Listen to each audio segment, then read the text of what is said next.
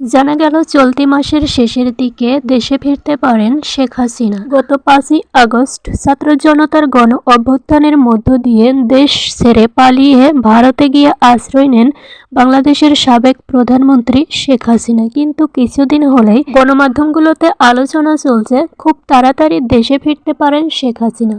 তবে কি মোদির সাহায্যেই বাংলাদেশে ফিরবেন শেখ হাসিনা? বিগত বছরগুলোতে দেখা যায় ভারতীয় মোদি সরকার এবং বাংলাদেশের শেখ হাসিনা সরকারের মধ্যে বেশ বন্ধুত্বপূর্ণ সম্পর্ক ছিল, কিন্তু তারই পরিপ্রেক্ষিতে কি শেখ হাসিনাকে আবারও দেশে পাঠাচ্ছেন ভারতের মোদি সরকার? ইউনূস সরকার এবং বাংলাদেশের ছাত্র সমন্বয়করা কথায় কথায় ভারতের পণ্য বয়কট এবং ভারত বয়কট নিয়ে আন্দোলন করেন।